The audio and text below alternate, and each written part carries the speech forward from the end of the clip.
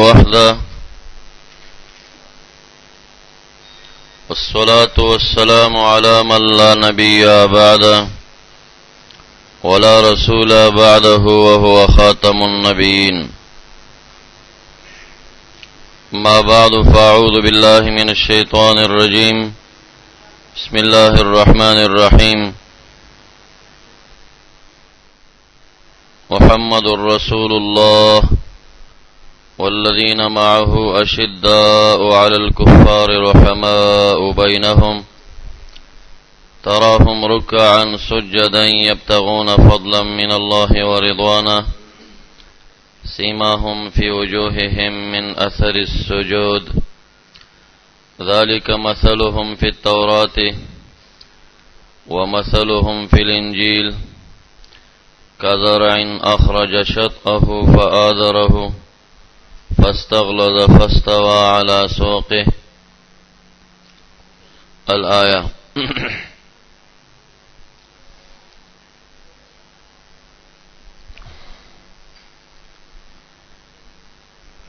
وعن أبي بن كعب رضي الله تعالى عنه قال قال رسول الله صلى الله عليه وسلم سيماهم في وجوههم من أثر السجود قال النور يوم القيامة أو كما قال عليه الصلاة والسلام. إن الله وملائكته يصلون على النبي يا أيها الذين آمنوا صلوا عليه وسلموا تسليما.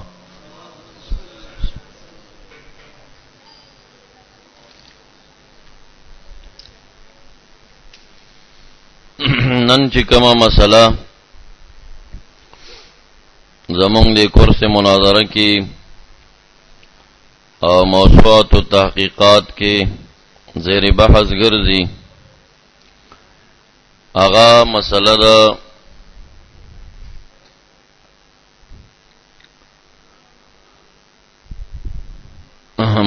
ده تفسیر السیما ده. یو آفت را ګډ دی چې یو جماعت اکثریت پیدا کو بیا کدا هغه جماعت څومره غلطی وي او خامي وي نو خلق داغه نه به ساکت او چپ پاتې کیږي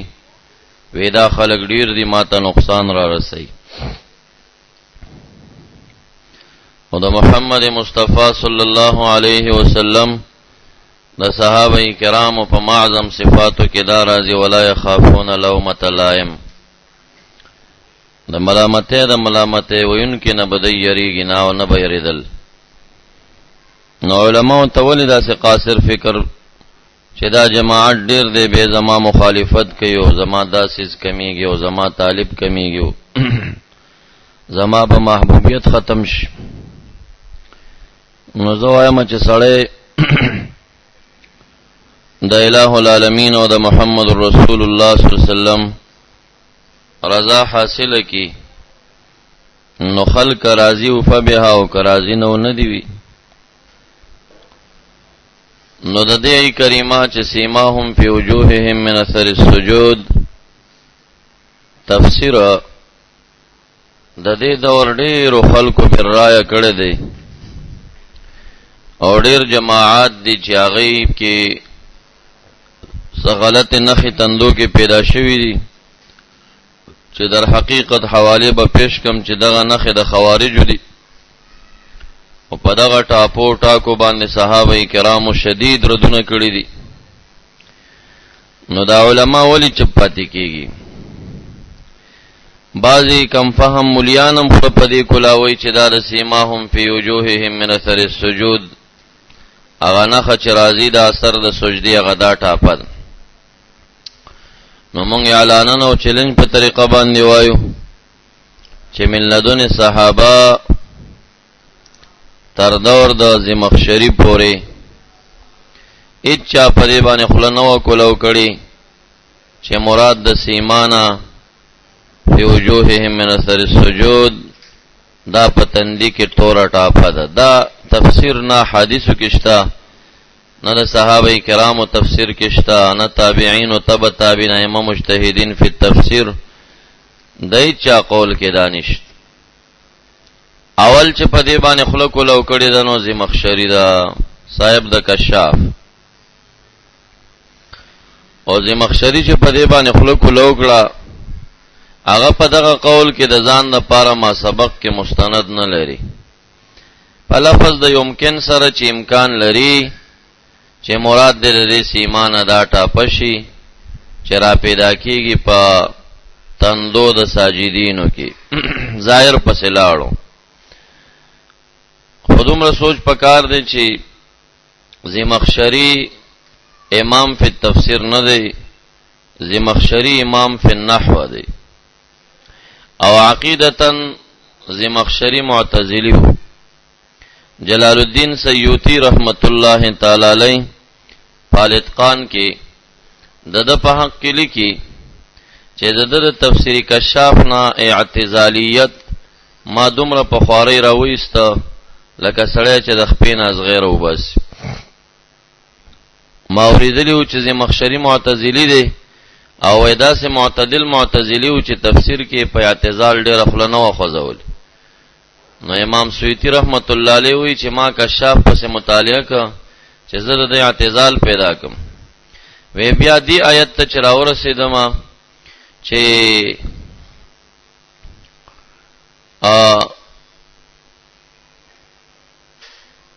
سوک جنت تدن نشي من يدخل الجنة فقد فاز فوزا عظیما. نو ایددل تلیکلیو چې وَأَيُّ فَوْزٍ أَعْظَمُ مِنْ دُخُولِ الْجَنَّةِ پسبیلی د استفهام انکاری سره چې د دخول الجنه نه لا غټه بلا کامیابی وکمای وی یعنی نشتا. سیوطی رحمت الله علیه وی پدې کې ز پوه شم چې د اشاره اعتزال ته چې هغه منکرین دي د رؤیت د باری تعالی چې هغه د دخول الجنه نه غټه کامیابی ده او دی وی چې دخول الجنه نه اخوا ته بل کامیابی غټه نشته. بهر علماء تصریحات پکړي چې د معتزله او امام فی التفسیر نو هغه امام فی النحو نحوی قواعد کې ماهر او معانیو کې ډېر ماهر نه. یو سړی به اوس په یو فن کې ماهر نو ټول دین کې خو هغه نه امام نه جوړیږي. یو سړی به حدیثو کې ماهر وي، یو به تفسیر کې وي، یو به فقه کې وي، یو به نحو کې، یو صرفو کې، معانیو کې. زمخشری دغه فنونو کې ماهر ددنه مخ کې بچا قول نه ددنه بعد بیا بعض مقلدین او مفسرینو هغه د تقلیدی جامد کړی دی او د عبارات بازو نقل کړی دي. نو راځي چې د صحابه کرامو اول مرفوع روایت کې دغه آیت ترجمه وګورو، بیا موقوفاتو کې وګورو، صحابه کرامو تفسیر کې، بیا د تابعینو تفسیر کې ولټو چې د دې نه څه مراد. دغه سیمانه بعض علما سیما په دنیا کې ناخلی او ورځ د قیامت کې اخلي. نو مراد که د سیمان سیما فی الاخره شي نو مراد ور نبیا النور یوم القیامه ورځ د قیامت کې رڼایي ده چې اندامونه دا او دا سچې دي دا به پړقېږي. یا کانو غر محجلینا تک سپین بوي محجل. او چا چې ورنه مراد په دې دنیا کې څه اثر اخسته دي نو هغه اثر نه مراد اثر د خشوع دی، نه عاجزی اثار دی. او یا مراد داغه نه د طهوري دا او داسلونواله چې پزمکه کېګ دی څه خور اور پسې ونه خلی سره لارد. او یا مراد داغه نه سفرت ته زیړواله دی چې اثر د سحر او د شوګری وي چې شپې تهجد کړي وي نو څه اثر ور باندې وي. نو یاغه دنیا کې بیاض او سپینواله او نورانیت مراد ده، او یا دی دنیا کې اثر د خشوع نه د طهور او یا سفرت من اثر سحر مراد ده. دغه تفسیرونه معروف دي. اولا مرفوع روایت کې نبی اکرم صلی الله علیه وسلم د سیما ترجمه کړي.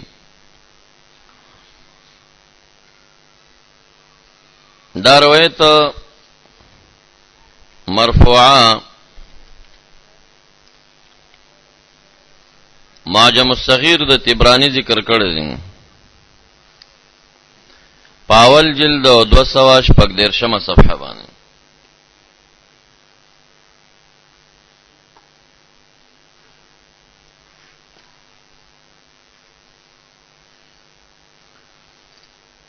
شپږ سوه لسم رقم الحديث خپل سند سره د ابي العاليه روایت عن ابي بن كعب قال قال رسول الله صلى الله عليه وسلم في قوله عز وجل سيماهم في وجوههم من اثر السجود.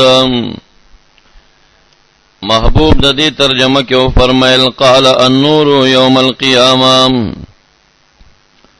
مراد ورنه ورځ د قیامت کې رڼایي ده.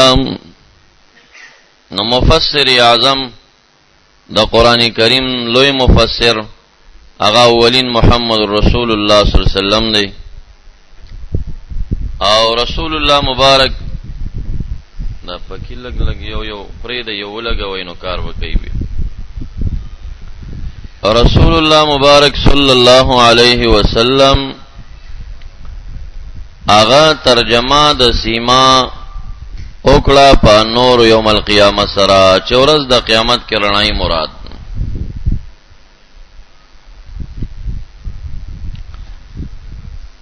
دا روایت چې مراد د سیمانه د ورځ د قیامت رڼای ده د دنیا کې ټاپی نه دی مراد. علامه سمیم ذکر کړي په مجمع الزوائد کې اوم جلد لسمه صفحه باندې چې رقم الحديث دی 11340.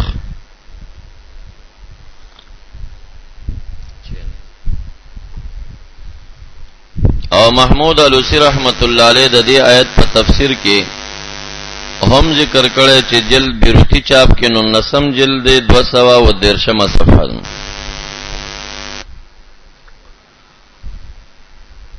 او بیا غدا سے ذکر کئی چې واخرج الطبراني في الاوسط والصغير وابن مردويه بسند حسن عن ابي بن كعب.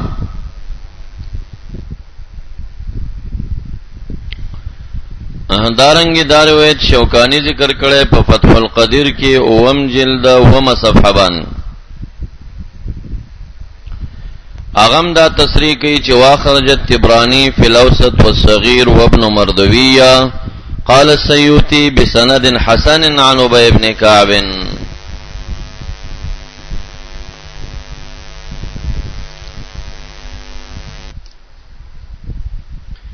بسند حسن عن ابي بن كعب.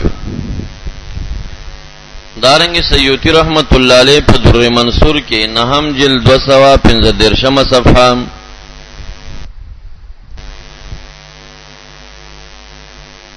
اغم دا ذکر کی واخرج الطبراني في الاوسط والصغير وابن مردويه بسند حسن عن ابي بن كعب.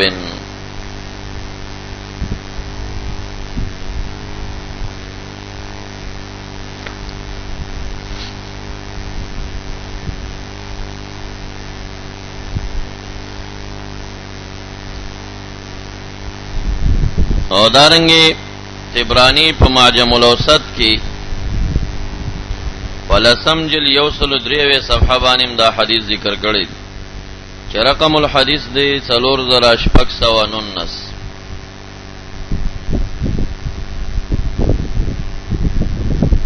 سلور زرا شپک سوا نونس.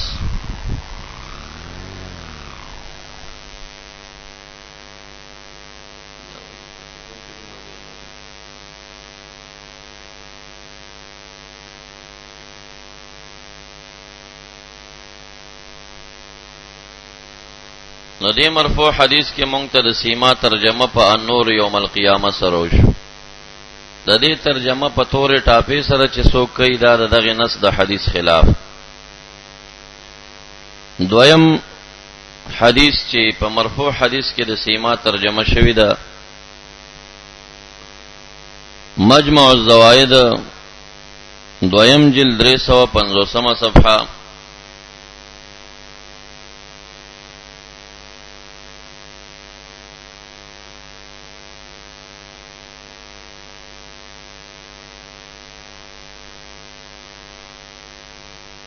وعن ابي الدرداء ان رسول الله صلى الله عليه وسلم قال انا اول من يؤذن له برفع راسه زاول غسوکم چې پسر پر تکولو به مأذون شم فارفع راسي فاعرف امتي عن يميني وعن شمالي خيو چپړخت بخپل امتيانو پیژنم چا تاسو کا قیل کیف تعرفهم یا رسول الله امتيان بسنګ پیژنې قال غر محجل من اثر السجود دا اثر د سجدي د وجنبه د سپین مخ او سپین لاس وی لاسونه او خپې به سپین وی او مخ به سپین وی نورهم بین ایدیهم رڼا د دې بچی کم ده مخ ته روان وی پدې به پیژنم ندینم پته لګی چې من اثر سجود بددای اغان دامونه چې د پړقیږي او پاغي کې بس پینواله وی دا حدیث د مخ کې روایت تایید کوي چې ترجمه دا او تفسیر دا اغا سر سجود او د سیما وشي په غر محجل بیاض سره او سپینوالی با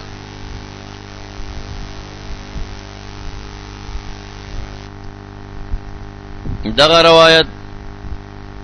حاکم هم ذکر کړي په مستدرک کې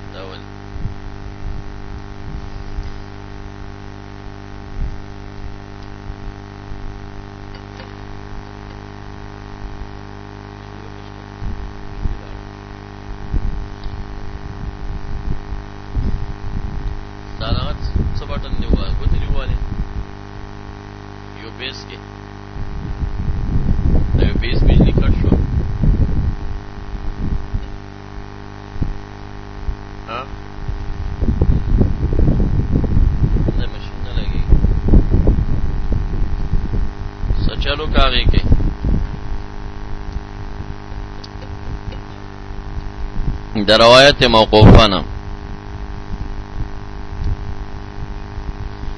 تفسیر در منصور ومجل 1542 صفحه در منصور ومجل 1542 صفحه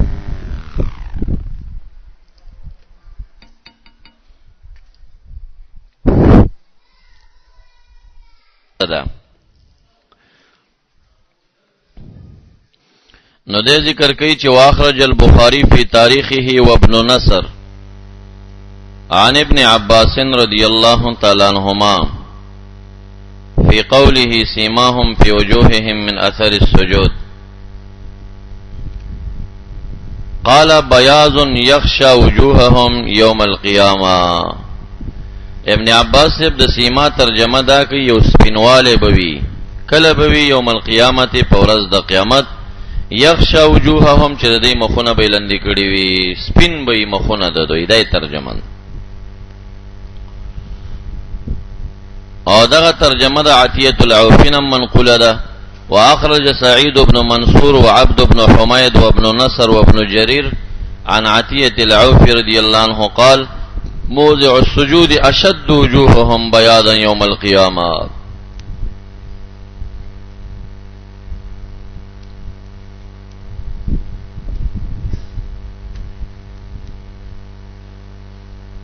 د ابن عباس ابن مسعود ترجمه مراد شوی مروي شوی دی یو ترجمه د یوم القیامه د بیاض دان چې هغه دا ذکر دا روایت شوکانی فتح قدیر کی نقل کړي په ومجل اومه صفحه باندې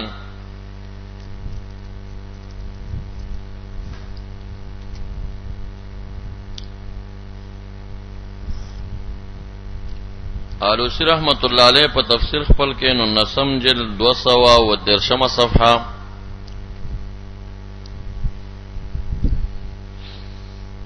محمد ابن نصر المروزی په مختصر قیام اللیل کې اول جل 15 صفحه کم چې سیوطی رحمت الله علیه ویلی او چې اخرج البخاری فی تاریخه وابن نصر نه مراد اغا محمد ابن نصر المروزی دے صاحب د قیام اللیل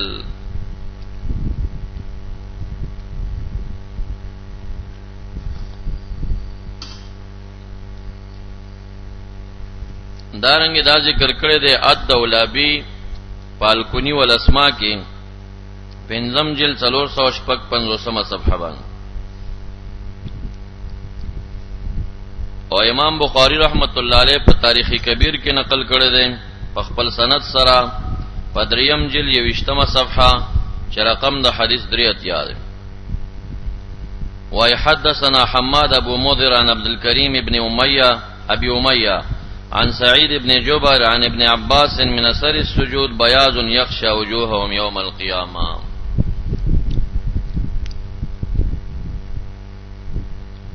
دویمه معنا د ابن عباس څخه سیما په ترجمه کې دادا چې صلاتهم تبدو في وجوههم يوم القيامه، صلاتهم تبدو في وجوههم يوم القيامه.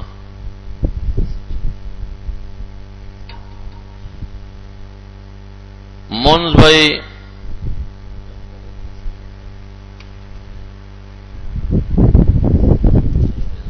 آثار به ورځ د قیامت په مخ غالب شوي وي. دغه معنا د ابن عباس ابن جوزی نقل کړی د زاد المسیر 5 جلد 394 صفحه باندې. دا اختصار کو حواله ډیری.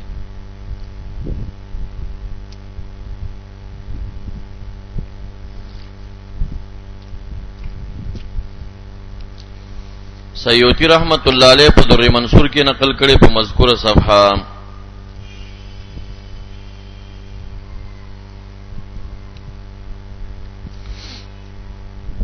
دا دواړه معنی د ابن عباس څخه مختلف الالفاظ مترادف المعنا جوړیږي. منذ سر به ورځ د قیامت کې په مخ کاروي. په بل روایت کې اشاره دي ته وکړه چې مراد ته بیاض د سپینواله او دا معانی د النور یوم القیامه سره بعید نه دی او مغه نور نه مراد بیاض او سپینواله. بلا معنا د ابن عباس ابن مروی دا څنخه دی دنیا کې دا چې مراد ورنا سمت الحسن اگر رڼای د تندی دا د تهجد کون کې انسان تندی ته چوکتل شي نو مخ کې یو پړق وی.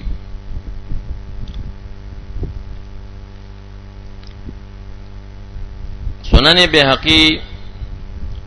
سنن کبرا د بهقی دویم جلد 208 صفحه باندې د ابن عباس ابن د علی ابن ابي طلحه پر روایت سره دا منقوله ده سیماهم فی وجوه من اثر السجود قال سمت الحسن.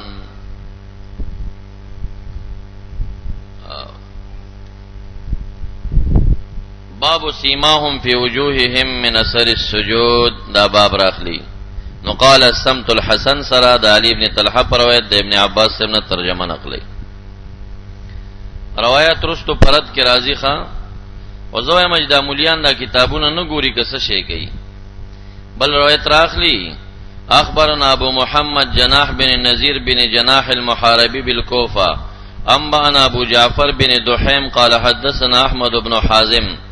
قال انبانا ابو نعيم قال حدثنا العمري عن سالم بن نضرة قال جاء رجل الى ابن عمر عبد الله ابن عمر سبته وسړی راغی فسلم عليه سلام په واچو. قال من انت تسوكي قال نحادنك فلان ورأى بين عينيه سجدة سوداء. ابن عمر سے بوکتا پا تندی دا غسڑی کی سجدة سوداء ٹاکے تور ٹاکے ورکیو. اس ابن عمر سے وتصف فرمائی فقال ما هذا الاثر بين عينيك دا څنګه خدي تندی کی راغلی. فقد صحبت رسول الله صلی الله علیه وسلم و ابا بکر و عمر و عثمان ما د نبی علیہ السلام سره صحبت کړي ما د صدیق اکبر عمر فاروق عثمان سره صحبتونه کړي. فهل تراها هنا من شيء زما تندی کی سخکاری هغه وینا چې دا د صحابه نه خوا او دا غلط د خېټه تفسیر نقلی پدې کې چې سیماهم فی وجوه من اثر السجود دینه مراد تور ټاپا ده. نو دا خو په قران کریم هم دروغ او تپل در رب کریم په ذات دې دروغ او تپل التخ نقد صحابه او دا خودل شوی دا محمد رسول الله والذین معه اشداء علی الكفار رحماء بینهم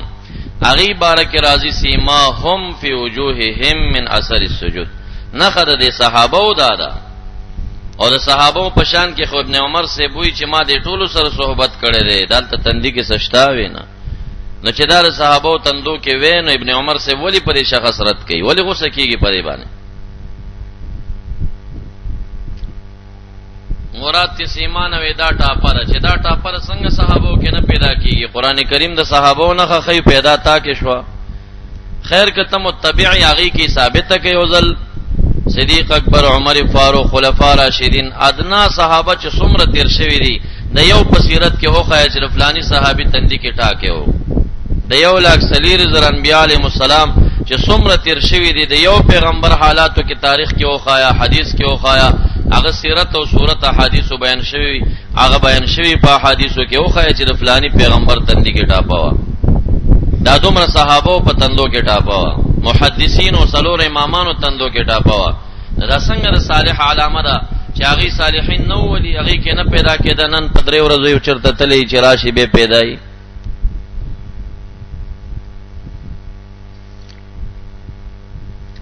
ابن عباس سے دی دنیا کے مراد ورنہ سمت الحسن اخلی او یا مراد ورنہ الخشوع والتواضع آثار دا عاجزی دی دا روایت دا والیبی دی عن ابن عباس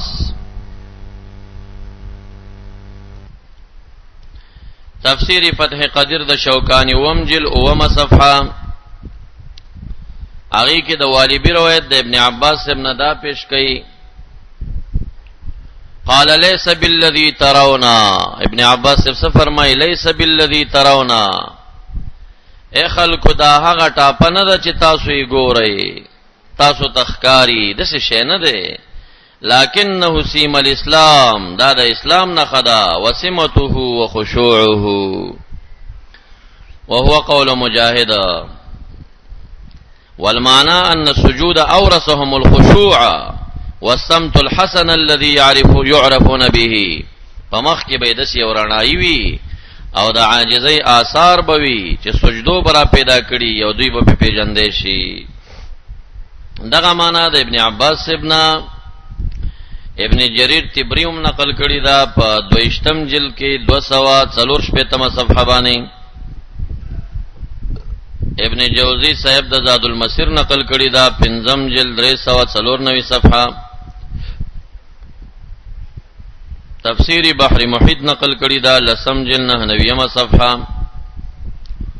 تفسیر اللباب د ابن عادل نقل کړي دا 14 جلد 294 صفحه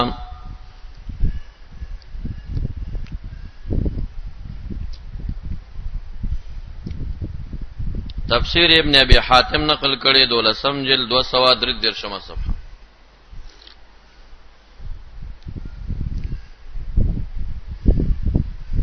دا مرفوع موقوف روایت کې د سیما معنا شو راضی د تابعین او مجتهدین فی التفسیر په حالاتو کې د سیما معنا ولټو چاغي سیما معنا سکی اول تفسیر د امام مجاهد رحمت الله علیه امام مجاهد رحمت الله علیه د خپل شیخ په تفسیر ابن عباس رضی الله عنه پشان قولین لري یا مراد ورنه هغه دنیا او ورځ د قیامت کې سپینواله اخلي او یا مراد ورنه دی دنیا کې خشوع او عاجزی اخلي الزهد لاحمد ابن حنبل امام احمد سے تصنیف دی کتاب الزهد پنځم جل 145 صفحه دا چې رقم الحديث جوړیږي 2098 د غالب ابن عبد الله پرویز سره عن مجاهدین نقل کړي سیماهم فی وجوههم من اثر السجود قال بياض وجوههم يوم القيامه لكثرة سجودهم كان في الدنيا دنیا کې سجدي ډېری لګولي په ورځ د قیامت کې سپینواله د مخت مراد ده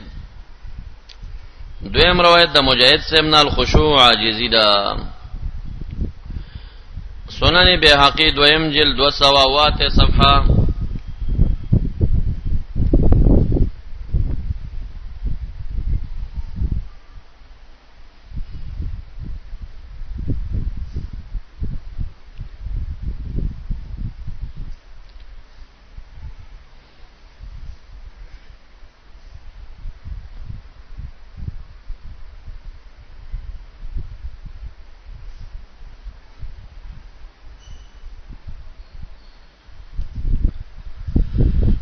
أخبرنا أبو نصر بن قتادة قال أنبأنا أبو منصور العباس بن فضل الدبي الهروي قال حدثنا أحمد بن نجدة قال حدثنا سعيد بن منصور قال حدثنا جرير عن منصور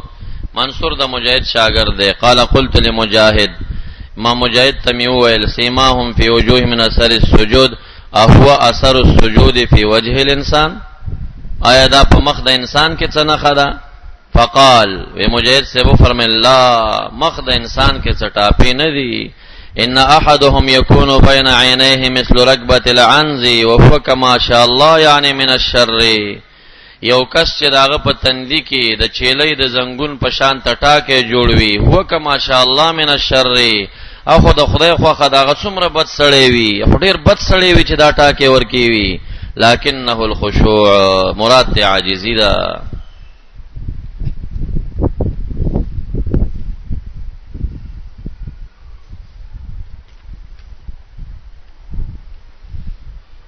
دارنگی تفسیر دور منصور نهم جلد 255 صفحه باندې دا مجاهد سے ابن نقل کی واخرج سعید بن منصور وعبد بن حمید وابن نصر وابن جریر عن مجاهد سیماهم في وجوههم من اثر السجود قال ليس الاثر في الوجه ولكنه الخشوع. دا مخ کې سټا کې ندی عاجزی مراد ده.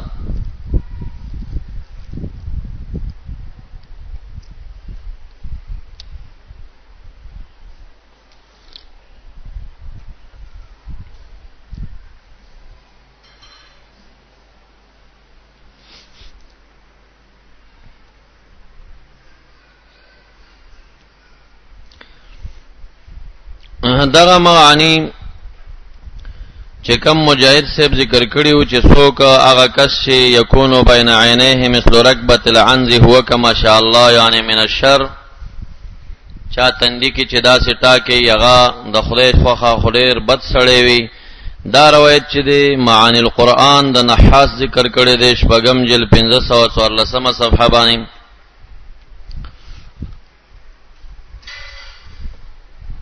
او دارنگی تفسیر سوری ذکر کړي اول جلد 228 صفحه او تفسیر قرطبی ذکر کړي 14 جلد 243 صفحه او فتح قدیر د شوکانی ذکر کړي 5 جلد 9 صفحه.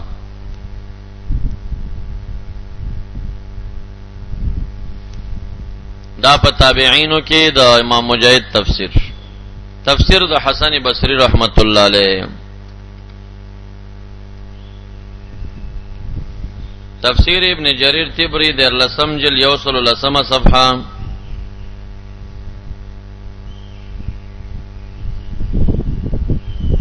حسن بصری رحمت الله علیه دو معنی اخلي یا هغه دنیا کې یا دی دنیا کې. هغه وې دی دنیا کې مراد ورنه سفرت ده زیړواله ده چې اثر د شوګری ده او هغه دنیا کې مراد ورنه بیاض ده.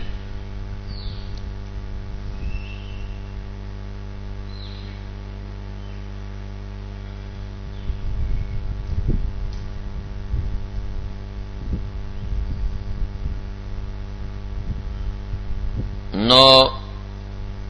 علی بن المبارک فرمائی سمعت غیر واحد عن الحسن في قوله سیماهم في وجوه من اثر السجود قال بياضا في وجوههم يوم القيامه. فورز د قیامت کې سپینواله مراد ده. او دویم روایت د سفرت ده. اگر روایت عن سفیان عن رجل عن الحسن سیماهم في وجوه من اثر السجود قال السفرا اثر د شوګری.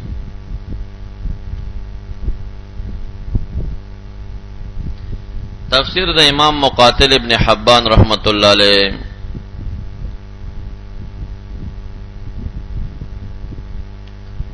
اومدغه صفحه در لسم جلد ابن جریر طبری یوصل لسم صفحه حدثنا ابن عبد الاعلى قال حدثنا المعتمر قال سمعت شبيبا يقول عن مقاتل بن حيان قال سيماهم في وجوه من اثر السجود قال النور يوم القيامه. ورځ د قیامت کرنای مراد.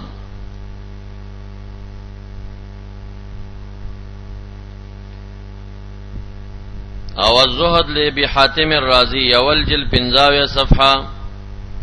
پاغی کې د ابن حبان سے بعد مقاتل سے ترجمه دا نقل دا سیماهم فی وجوه من اثر السجود قال بیاض فی وجوههم یوم القیامه سپینواله مراد.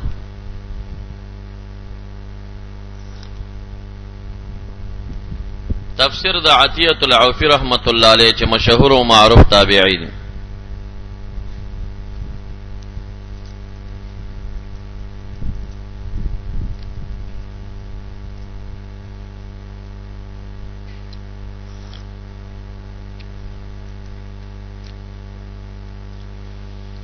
ابن جریر طبری په 13 جلد 113 صفحه کې داوم نقل کړي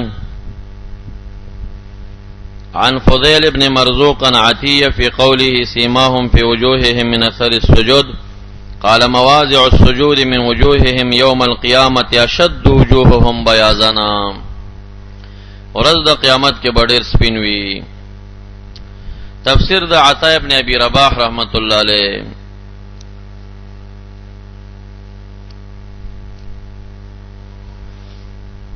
تفسیری بغوی نقل کړي په وم جلد 340 صفحه باندې. عطا ابن ابي رباح فرمای استنارت وجوههم من كثرة ما صلوا د ډیرو منځونو د وجنه به مخونه رڼا کوي پړقیږي به.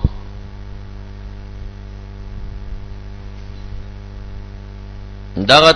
تفسیر نسابوریم ذکر کړي په وم جلد 15 صفحه باندې او کشاف زمخشریوم ذکر کړي پشپغم جلد 318 صفحه او سراج منیر ذکر کړي پاول جلد 4202 صفحه باندې. تفسیر د ربيع ابن انس رحمت الله علیه. دال کشف والبیان د ثعلبی ذکر کړي په 12 جلد 242 صفحه. الکشف والبیان للثعلبی 12 جلد 242 صفحه. قال عطا ابن ابي رباح والربيع ابن انس استنارت وجوههم من كثرة ما صلوا د ډیرو منځونو نه به مخونه رڼا کوي.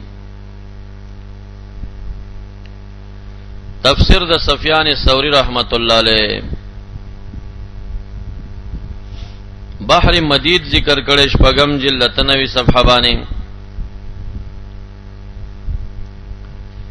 وقال سفيان وعطاء استنارت وجوههم من طول ما صلوا بالليل لقول عليه السلام من كثرت صلاته بالليل حسن وجهه بالنهار. د شپې مون څوک ډیر کوي ورځې مخ خسته کیږي نه دی مخ خطوب شو پسې ټاکی پکې جوړ شوندا خایس دی. عقلم تو خدای تعالی واخذ دلیل خو نه لري عقلم نه لري دا اوس خایس دی تور ټاکی.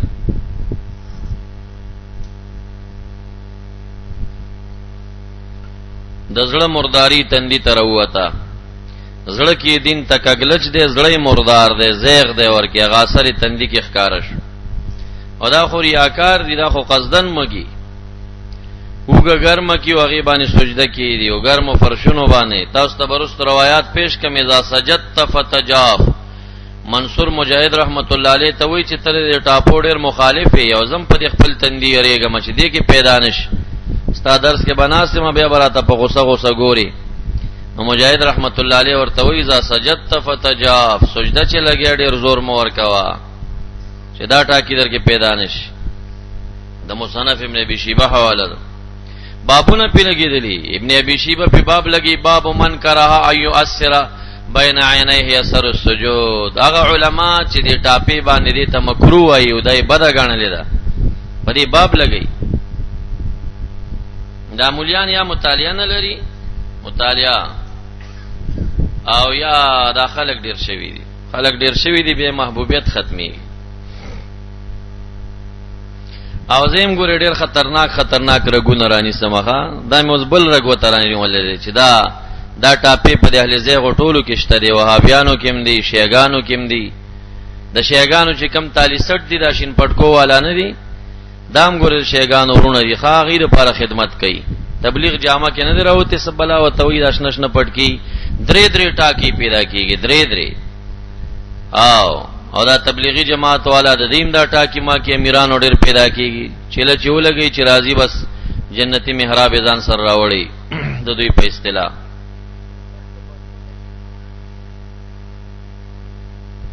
یو وټونو ته ولاړو وټونو ته او ګیره چټه والیو او وټ په غوښتا وی ګوره زه خسړې زکم کزه خسړې نه وې زما په تندې کې به جنتی محراب نه پیدا کېده الکه مې بدبخت دا خو د بدبختی علامه ده اصل سره خو خلکو نه خره چې دا ټاکه د خو خلکو نه خوي دا بنیکانو کې پیدا شوی. ګوره تاسو مشایخ اوسم ګوره مشایخ څومره مشایخ ته چې تاسو لاړ شي تندې به پړق وای هو ټاکه بنئ ورکی کدا محدثینو ګورئ کدا ټاکه بنئ. زما تجربه دار چې کم سړی امر بالمعروف نهی المنکر نه کوي دا ورکه پیدا کیږي. توې چوه تبلیغی حضرات خو لګیام دی کی نه نه دی نهی المنکر به خې پیژنې نه دی په عمر نهی د منکر نه دا کړی وی به خپکیږي وی نه نه دا کار بنه کوي چې چاته وای چې دا کار بد نه نهی المنکر خو بالکل ته نشته. امر بالمعروف اعلی درجه دار چې غلط عقیده باندې رد وکي اعلی درجه امر په معروف عقیده او چې اهل سنت ده او په اهل زیغ باندې نهی وکا نهی د منکر اعلانا د دې دوا ویډلو نه نهی ده او امر بالمعروف اعلی درجه هغه د اهل سنت طرف ته دعوت ورکول دي دا خو دوی پرخه دا خو سره کوي نه پیژنیم نه. بیا دویمه درجه کې چې کم دی هغه امر بالمعروف بالفرائض ده نهی المنکر د محرماتو نه ده. بیا دریمه درجه کې امر بالمعروف ده په فضایلو باندې او نهی د منکر نه ده د مکروهات او غیره او نه دی خواران صرف نهی د منکر خو وم نه کوي او امر بالمعروف معروفات جمعه تزیدا دعا و او چروزی دا دعا و او څو مستحبات باندې امر کوي یغې نه تاسو امر بالمعروف جوړ عقیده د اهل سنت باندې کله چاته امر کړی دی لا خلاف دا غي امرونه کوي خلکو ته. زه چې دلته بیان کې خبرې وکم مونږ سره دا خلق شاګان ډیر دي به جرګي راولېږي د مولوی صاحب ته سوالو کې مندال سپیکر کې مونږ پسې خبرې کوي.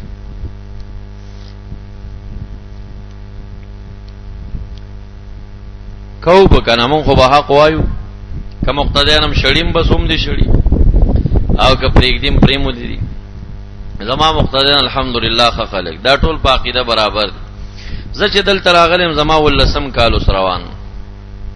په ولسو کالو کې یو سړی رانه نه دی اړولی یو نه دی یو اعلان تبلیغ ته نه دی بولې پاتې دوا چې زما مقتدی او نه رانه چې وابي پنځ پیره دا خلری خبره ده چې څوک پنځ پیره وابي محراب چاته مپرې دی محراب چې محراب در نه بل سړی ونیو چې د محراب ته دور زبل راغی دا ټول به پردی دا به بل سو کی بیا او یو چې کم جمعات کې سرسایي سرمنی نظر کوي غریبی تنگ شو عزت نه خدان په اهل سنت حنفی امام پرېږدا تاسو کې دا مرز د خپلم ته وتختی او به چې بل څوک ورزي هغه ته نه ګوري دې نه زتلم ته په دې ناراضي لکه پلار ټیکا دی دا خو چې ته نو ورزي خپل وابي ورزي وته کنه پنځ پیره ورزي دا قوم دې هلاک نه ک دا یونس علی السلام د مای خېټه کې دا دومره وخت ولې خدای تعالی واچول څومره محبوب ورته پیغمبر او رسول وای ورته د مای خېټه ته قوم هلاکت تور کوي دا قوم دی ولې هلاکت ته پرې خو تا تماتریش په درې ورځې یادې کړې وي او ته یو سات نیم مخ کې تلاړي چې ته تیوته خو عذاب پر راتلو کنه تا خو به انتظار کړی وي چې عذاب نه بچوي دا صرف علت دا او چې د قوم هلاکت تور کوي ولې تلاړي هغه قوم خو استغفاری وی الله قوم یونس توبه قبول شو هغه هلاکت نه بچو خو هغه زور خدای تعالی د یونس علی السلام نه وېس او که سوې تا د مې خېټه ته نه غوړې امامت کال کې درې پرې دې تختې ته نه دا ولي قوم هلاکت تور کوي وابي پنځ پیره پراشي هلاک شي قوم ها نو دا تا تاغي دنیا ته ساتلی دي خان بیا علیہ السلام نه دی دنیا کې بدل اخلي تا ته هغه دنیا ته جمع کوي بیا دا خنان چې دا او یونس علیہ السلام په سرسایه نو خپشه او نه په سرمنو خپشه چې قوم سرمنه نه ور کړی یونس علیہ السلام التا وحش وی و چې عذاب راځي درې مورس سبئی چې د سیو قتل دا فضاګر چا پیرټولا لمبونی ولوا اور را کوشوي دا کله محاصره کړي وو دی ویری چې دا عذاب را نشي د خدای تعالی د قهر نه تختیدل او دی زینا خو صرف یو سات مخ کې تلو د تنور خطوط چې شپه پوره شي نور پیروخیږي د نور خطوط نو کتلی سار د تاجود په ټیم ته وته چې عذاب راځي او هغه داسې خو خيار خلکو پښتنه وکړه وی تاسو ګورئ چې د پکور کې دی کنه که پکور کې عذاب ناراضي او کده وته عذاب راضي خلق چراله چې دی وکړو دی وته وو بس مشران او کشران او لکان او غواګان هر څه راوېستل دشت میخ هر څه راوستل او بازارې شو خیراتونه وکړل خدای تعالی ته عذاب رافق او د مای په خېټه کې وبیا نو مطلب می دا دی چې قران کریم کې ګوتی وال کېږي سیما ترجمه خلق څه شي کوي او دا ځوانانه څه شي او بیا هغه ناپوهه مولا چې زدا خو جاهل دی نه پويږي د ته خو امیر سے ویلی دي چې دا ټاکه مراد دی بستن شروع شوه دی دا ټاکه جوړی خو هغه مولا ته حیرانه ما چې محدث دی شیخ الحدیث دی هغه خپويږي هغه حدیث کتل دي تفسیری کتل دي الکه په کوم تفسیر کې دا معنا کتل دي چې تاسو ایمان دا جوړ کړی ده من فسر القرآن برأيه فقد تبوأ مقعده من النار من فسر القرآن برأيه فقد كفر دا ځان تفسیر ولیکه په دې ځای کې چې مراد د سیمانه تور ټاکې دي دا کم صحابي کې جوړو کم تابعي کې جوړو کم پیغمبر کې دا جوړو او بیا وې دا جنتیانو نه چې د جنتیانو نه خد او راځي چې ټول شیګان شو بیا کړ دی خار ته بلړ شو د سلونه تر 500 شیګان بدلو خیم چې دا ټاپي ور کوي او چې دا د جنتیانو نه خد د شین پټکو والا بریلیان نه دي دعوت اسلامي وته وي کسه وته وي موږ دا باز حضرات هم په خفکیږي ما بریلیان ځان ته خلق دی دا ځان ته فتنه ده ګوري د شین پټکو نه ځانو ساتي دا ډېر خطرناک قوم دی ناغي کې درې ټاپي جوړې دي چې دا د جنتی معراب ته خرازي چې دې سره ټول مرګري شو بیا دا څه خبره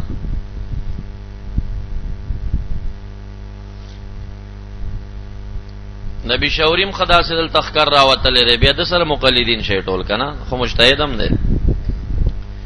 مجتهد دی خو فل بطن ګوري نو دا ګوري تابعین دي دوی دا معنی کوي دا رنګي تفسیر د شهر ابن حوشب رحمت الله علیه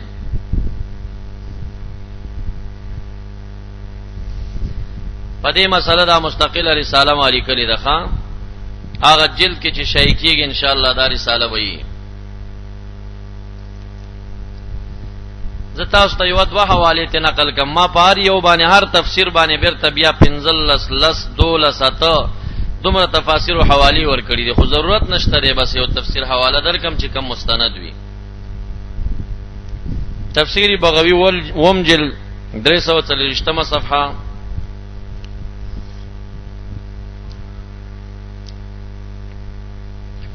قال شهر ابن حوشب تكون مواضع السجود من وجوههم كالقمر ليلة البدر د سجدي اندامونه وي د سي پړقيږي لکه سپوږمۍ د سوار لسمه اديتنه بالکل اطرافین نقيزه د سي بتور وي لکه سکور د استدا معنی جوړه سپوږمۍ غونې په پړقيږي دا معنی ده ورځ د قیامت کې تفسیر د ضحاک رحمت الله علیه دا چې ځکه مسامیر اخلم دائمه فی التفسیر دی مجتهدین فی التفسیر دی توي طبقات المفسرین ځان ته کتابونه لیکل شوی لکه طبقات الفقهاء چې لیکل شوی چې مجتهد د غیر مجتهد نه بیلی تفسیر در منصور نام جلد 214 صفحه باندې د ضحاک رحمت الله علیه ترجمه نقلی واخرج ابن نصر وابن منذر عن الضحاك في الآية قال هو السهر إذا سهر الرجل من الليل أصبح مصفرا دا شوګیره مراد ده چې د شپې شوګیره تیر شي نو سحر کې د زیړوالي څخه اثر ورکیوي یو لسم تفسیر د عکرمه رحمت الله علیه دا عکرمه مولا ابن عباس دی تابعی دی تفسیر در منصور په دغه صفحه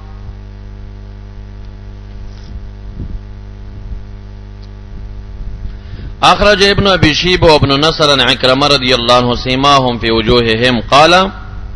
السهر وفي روايه عنه هو اثر التراب بخور باندې سجده مستحب ده استحباب کې شک نشته دی بخور سجده مستحب ده خودم ردا چې مذهب د امام مالک سبدار چې سجده په خاور باندې سنت مؤکده ده او په داسې فرشونو په داسې چې خوره پکې نه وي په هغې باندې او قالینو باندې سجده وي جایزه ده خو خلاف سنت. او دا درې مذهبونه امامنا امام احمد امام شافعی د دوی په نزد سجده په خوره مستحبه ده او په قالینو باندې خلاف د مستحب ده، خلاف سنت نه، خلاف د مستحب. فقه جعفریه جعفر صادق رحمت الله علیه داغه په نسبانه سجده علی التراب من الشرایط دا هغه وی چې شرط دا دی چې سجده په خوره لګي، په قالینو په کانی او په دې سيزونو بینه لګي. په خبره پوه شئ. اوس دا بیل خبره ده چې جعفر صادق صاحب دا یو امام یو مجتهدو هغه یو جزیه راويستا. اوس فقه جعفریه د شیګانو دوی جهالت شروع کا دا کم چې دوی ګرځي کې او ککوړې راخلی سجده په ککوړې دی کنه. دا د فقه جعفریه مسله ده چې سجده په قالین نک د شرایط د سجده کې دادی چې تبه په خوره لګي نو دادی ککوړې دی چې د ما سجده په قالین را نشي په خوره راشي. دوی وسه حماقت شروع کړي دي.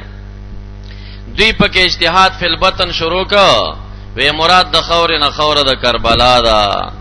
نو بس دی به د کربلا نه خور راوړي او دا غې نه کودړي جوړي سجدي پاغي کوي. زه ایران ته لاړم بیا بندر عباس د دوبۍ کم سرحد دی طرف ته مونږ پلارتلو یو ځای کې یو مسجد ته نه وته د جمع ټیم تیر شوی او مونږ خپل مونږ کولو چې لاړ ولته داسې لکه مونږ د قران کریم د پاره زه جوړو پکې ګدو کنه دوی د څه خسته خسته شینه جوړ کړي هغه کې راکا کوړی پراته چې ما وکتل والله العظیم ګوره دا زما د سترګو لیدل حال دی چې د قران کریم او سورۃ یاسین او سورۃ ملک سفاری او پانی دا لند پرتی یو دا کودړي د کربلا په پاسه پراتو. بیا ولګیدم هغه می صفا کړه کاغذونه او دا اخوا ته ډیرانو نو پدې کې پدې کودړي بیا څه لیکلي دي یا حسین یا علی. دا ګوره فقه جعفریه کې نو جعفر صادق سے ابتدادی کو منسوب کی بد کئ هغه خپل یو جزیه دا وا چې به سجده په خوره وشي او شرط دا هغه دوی پکې د افراطات شروع کړي چې سجده خو په خوره خو خوره به کربلای دا د خپل ایجاد. بیا هغه د پاسه په باندې د یا علی او د یا حسین نمونه ولیک نو دا خبره بالکل یعنی شایبه د شرکیاتو پکې رااله چې ته سجده کې وغلته یا علی یا حسین نو د ته سجده کې به خوره د کربلا دی کې څه ضرورت دی. نو دا بیا پکمو باندې چې یا علی یا حسین لیکل شي نو دا غي د اسامیو می ادب وکړه او چې کم تشک کوړیو کنه اسې در سلويخ دانیو مې نور جهاد خو مې وس نه کیږي مې راغون کړل چې خوا کې ډیران او ټول مې ډیران ته وښته مې زدا دا مې در سره وس کیږي څوک نو مسجد کې کنه موږ د درې کسانو خپل منځ کول نو دی وی چې مراد اکرمه سی وی اثر د تراب دی. دوی به کوشش دا کو چې په خور سجده ولګي چې مخ دی وینځل لوندین په سجده چې په خور ولګي چې را پاسيږي نو د خور څخه اثر دل تخکاریږي کتندې دی و چې مینو خور اخکاریږي به مراد د سیمان هغه اثر دی.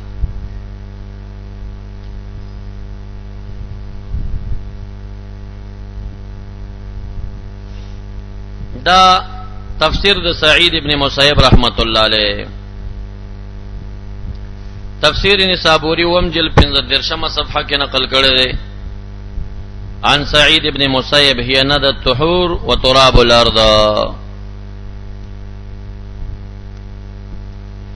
ما رساله کې دا روایت چې ختم کړی دي نو اجمال په طریقه می دا ذکر کړی فعلم من مجموع ذلك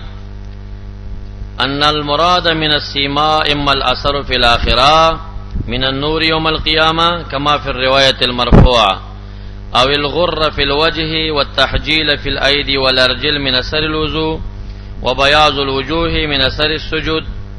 واما الاثر في هذه الدنيا من استنارة الوجوه او الصمت الحسن او اثر الخشوع او السفرة لاجل السهر او ند الطهور وتراب الارض. دا خلاصه ده. وما رأيت احدا فسر السيماء بسجدة سوداء سوى الزمخشري هو اول من تفوه بذلك فصار قدوة لبعض المفسرين المتاخرين الغير المجتهدين في ذلك. چا چې پس اقتدا کړي هغه مجتهدین په تفسیر نه دي باقی داغي نمونه او پاغیرت زده دی اهل نو چې ما په ردود کوله خو بس اشارات مې ورکړو قلاو ته چې چا قول کړي دی هغه د پاره مستند قول د زمخشری دی او زمخشری په خپل مجتهد په تفسیر نه دی هغه تقلید لا څنګه کیږي. دینه بعد استاد سوچو کې چې صحابه په دې ټاپې څومره ردونه کوي. ما باب لګولې مبحث الرابع في رد الصحابه والتابعين على هذه السيما المختلقه السوداء. دا ټاپا چې په زور جوړه شوی او توروي په دې باندې صحابه کرام او تابعین ردود کړی دي.